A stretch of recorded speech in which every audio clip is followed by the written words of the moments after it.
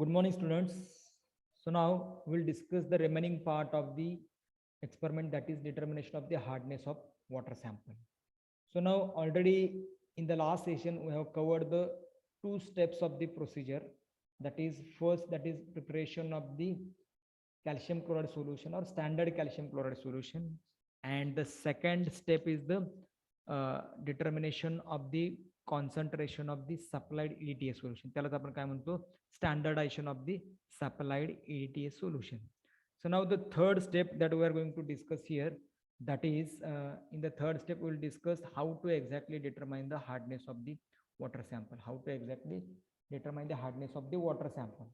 In the determination of the hardness of water sample, third step is that त्याच्यामध्ये actually काय की one of the water sample is provided to you and you have to take this water sample and you have to determine its hardness. ठीक आहे.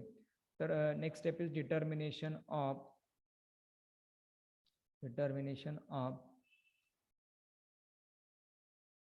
Hardness of water sample. आवाज येतोय ना?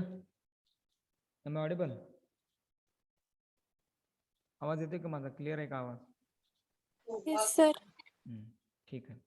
Determination of the hardness of the water sample.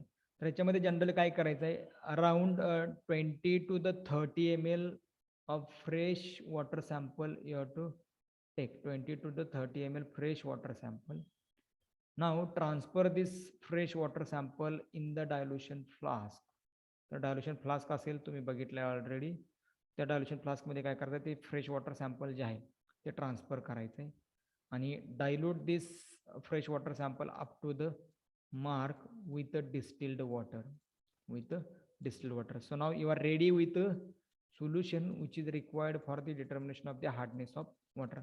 आता हे dilution का करावं लागलं, तर basically whatever the water sample that is provided to you, it have a high concentration of the calcium and the magnesium carbonates. त्याचं concentration थोडंसं जास्त आहे आणि त्याच्यामुळे मग तुम्हाला काय करावं लागतं की ते डायल्युशन करून घ्यावं लागते, जेणेकरून तुमचे रिडिंग जे आहेत इन द रेंज मिळतील. आणि कॅल्क्युलेशन करताना तुम्ही डायल्युशन फॅक्टर जो आहे तो बेसिकली तुम्ही यूज करायचा.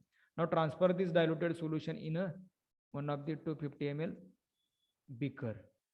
ह्याच्यामध्ये तुमचं जे सोल्युशन जे आहे ते ट्रान्सफर करायचं. ह्याच्यामध्ये काय आता तुमच्याकडे, so you have a diluted solution of water sample. Diluted solution of the water sample. You have diluted solution of water sample.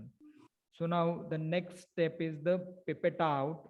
Next step मध्ये काय करायचं तुम्हाला, pipette out this diluted solution of the water sample and transfer it in a conical flask. ते जे solution आहे ते conical flask मध्ये तुम्हाला काय करायचं आहे, ट्रान्सफर करायचं आहे. ठीक आहे. Transfer it in a conical flask. आता याच्यामध्ये काय की 25 ml डायल्युटेड सोल्युशन जे आहे ते तुम्ही पिपेट आउट करणार आहे. इथं तुमची पिपेट आहे.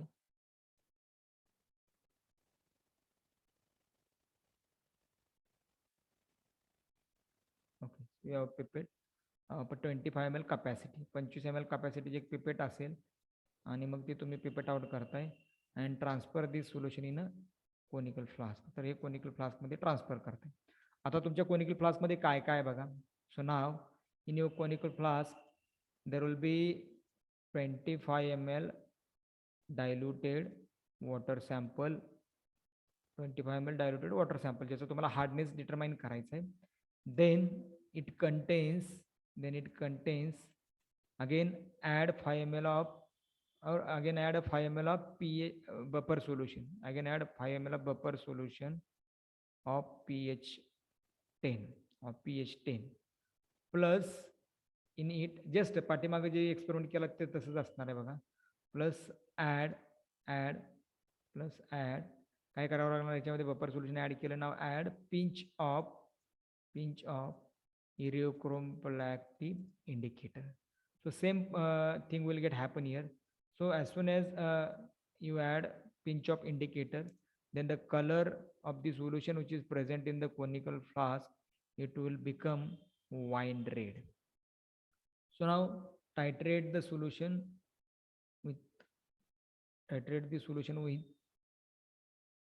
EDTA which is already filled in the burette. हे burette आहे आणि त्या burette मध्ये जे सोल्युशन आहे त्याच्यामध्ये EDTA is actually सोल्युशन आपण भरलेलं आहे. burette contains EDTA solution Burette contains EDTA solution. So now titrate. आता EDTA solution ची नॉर्मॅलिटी किती आहे किंवा मोलॅरिटी किती आहे? So that already we know very well because we have determined the molarity in the last step only. पाठीमागच्या स्टेपमध्ये त्याची मोलॅरिटी आपण ऑलरेडी डिटरमाइन केली आहे. याच्यामध्ये काय आहे की EDTA solution of 0.0102 mole. 0.0102 moles EDTA solution है, and add the drops of this EDTA solution in the conical flask. So now what will happen? So at the end point of the titration, the color of this solution will become sky blue. The color of this solution will become sky blue. तर हा solution चा color जो आहे तो sky blue असेल. So when the color of the solution turns from wine red to the sky blue, so this will be the end point of the titration. तर हे काय असणार आहे बेसिकली टायट्रेशनचा एंड पॉइंट असणार आहे. ठीक आहे. Carry out the same procedure and take 3 more reading. ते सेम प्रोसिजर करायचे आणि 3 रिडिंग तुम्हाला घ्यायचे आहेत किंवा 3 पेक्षा जास्त रिडिंग घ्यायचे आहेत जोपर्यंत तुमचे रिडिंग कॉन्स्टंट येत नाही तोपर्यंत. आणि मग सेम जो टेबल आहे आपण पाठीमागं बघितला तसाच टेबल करायचा आहे, त्याच्यामध्ये रिडिंग जे आहेत ते पुटअप करायचे. Okay. So I think that you might be understood whatever the procedure or whatever the process that we should have to follow to carry out the experiment. आता इथं जे रिडिंग येणार आहे कन्झम्पशनचं EDTAचं त्याला आपण YML म्हणायचं. YML पहिलं होतं त्याला आपण XML म्हटलेलं. ठीक आहे. So this is all about the experimental procedure which is required to determine the hardness of the water. So let us go to the what are the observations. Observation तुमचे काय येतील, त्याच्यानंतर मग तुमचे ऑब्झर्वेशन टेबल कसा येईल. Again we will write here whatever the calculations which are required, आणि मग ते कॅल्क्युलेशन जे आहेत त्याचं थिअरॉटिकली किंवा ते कॅल्क्युलेशन आपण कसे लिहायचे, कुठल्या बेसिसवर ते कॅल्क्युलेशन मांडलं. So this part will discuss here. Okay. So the next point that is observations. आता प्रोसिजर कळाली, प्रत्येक स्टेप कळाली प्रोसिजरच्या. आता पुढं कुठं जायचं आहे आपण ऑब्झर्वेशन. तर ऑब्झर्वेशनमध्ये बेसिकली काय करतोय आपण, तर ऑब्झर्वेशनमध्ये काय काय असणार आहे बघा. पहिलं ऑब्झर्वेशन आहे ती हे पार्ट एची.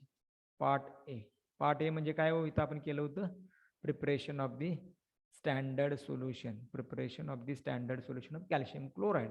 So this is part A, preparation of standard solution of calcium chloride form. आता याचं ऑब्झर्वेशन काय असणार आहे, you have taken a weight of the calcium carbonate. That is first observation will be weight of watch glass, empty watch glass. Weight of watch glass that would be W1 gram. ते किती येईल आपलं साधारणतः 18.550 gram आलेलं. You can take the same reading. Again the weight of watch glass plus weight of, just 1 minute, weight of काय असेल, weight of watch glass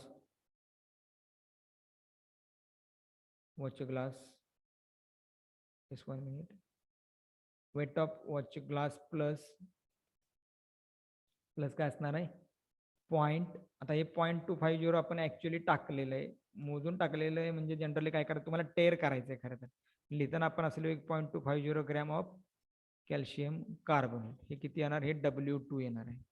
W2 म्हणजे किती येईल, W2 18.800 ग्रॅम. ठीक आहे.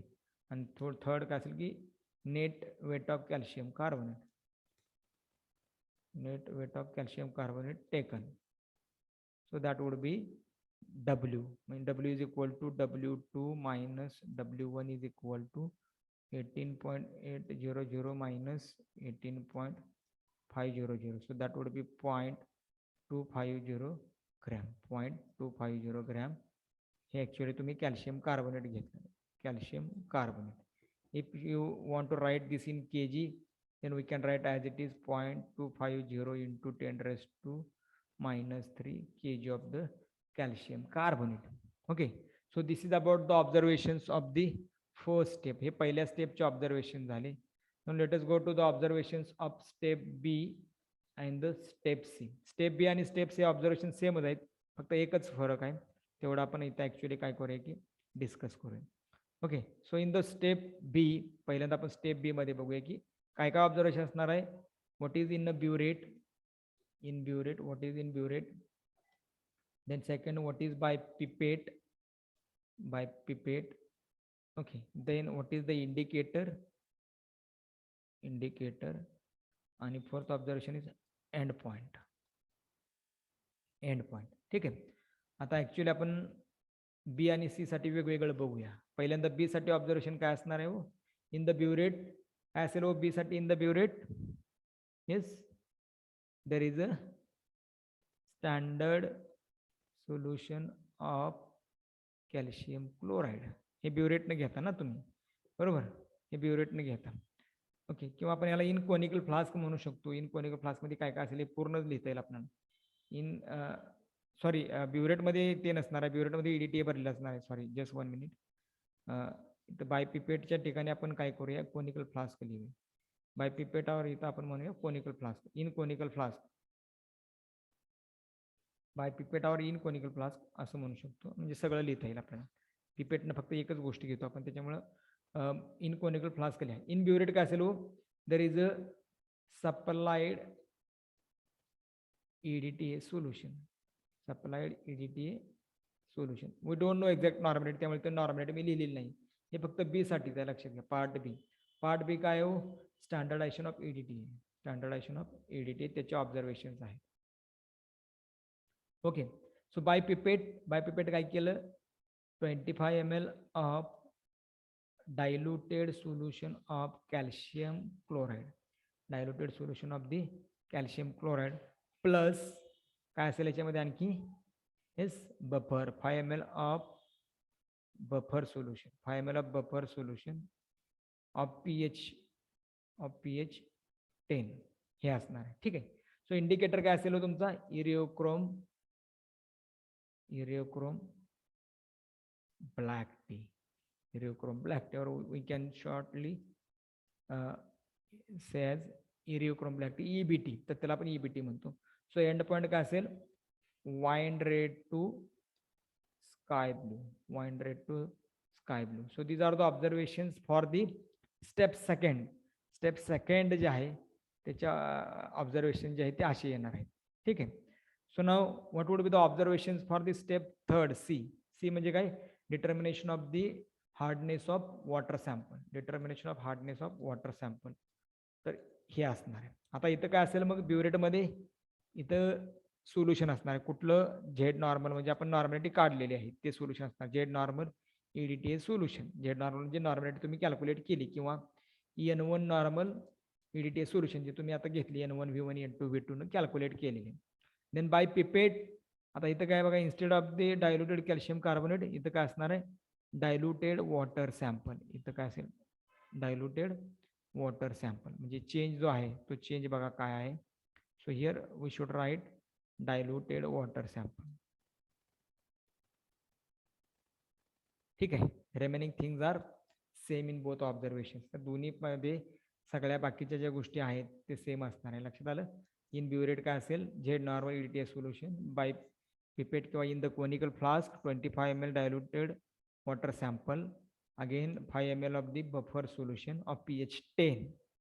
Then third one is indicator. So indicator Iriochrome black tea indicator, and end point that is wine red to the sky blue. High end point असणार आहे. Same असेल observation. Okay. So now you know very well what is the observation table. Observation table काय लागतं हे तुम्हाला already माहिती आहे. Observation table कसा लिहायचा आहे? तर ऑब्झर्वेशन टेबल पार्ट बी साठी एक येईल आणि पार्ट सी साठी एक येईल. पार्ट बीचा जो ऑब्झर्वेशन टेबल आहे त्याच्यातलं कॉन्स्टंट ब्युरेट रिडिंग हे एक्स म्हणतो आपण, XML. आणि पार्ट सीचं जो ऑब्झर्वेशन टेबल आहे त्याचं कॉन्स्टंट ब्युरेट रिडिंग हे YML येणार आहे. ठीक आहे. त्याचं चार्ट कसं असेल? Observations, burette reading in ML आणि कॉन्स्टंट ब्युरेट रिडिंग. त्यानंतर ऑब्झर्वेशनमध्ये final observation, final level observation, initial level and the difference. तसंच पार्ट सी मध्ये सुद्धा येणार आहे. So now let us discuss the one of the important point that is calculation of the hardness of water sample. Normality जर ते बघितलं आपण, म्हणजे पार्ट बी जो आहे त्याचं कॅल्क्युलेशन आपण बघितली. पार्ट बीचे कॅल्क्युलेशन्स ऑफ पार्ट बी हे कसे केले आपण? N1, आता सॉरी थोडंसं मी करेक्शन करून लिहितो. तर याच्यामध्ये करस्पॉन्डन्स आपण काय लावला? EDTA is reacting with calcium chloride solution.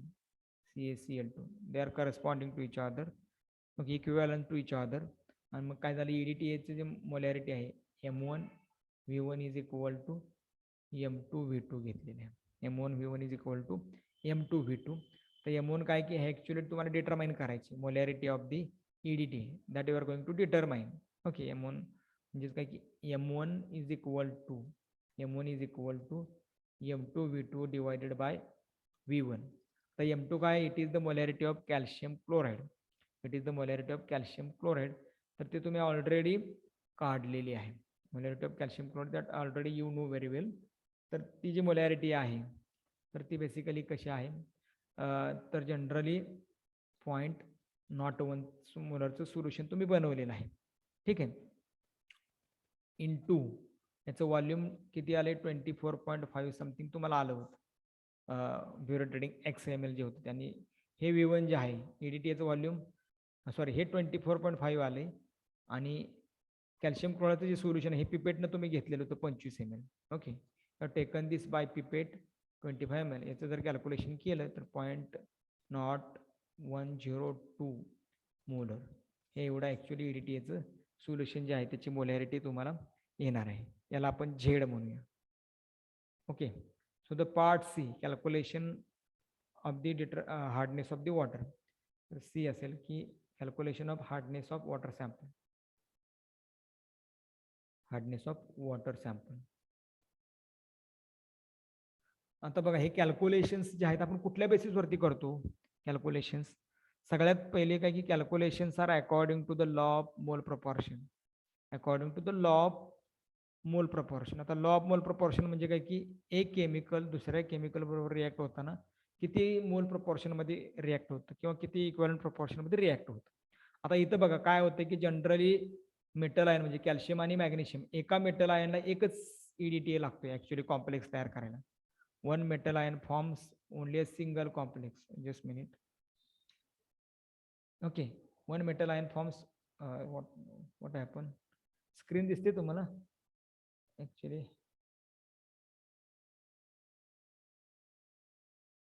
माझं पॅड रायटिंग बंद झालं. जस्ट वेट 1 मिनिट. I am resolving the issue. काय झालं, एक मिनिट, जस्ट वेट प्लीज.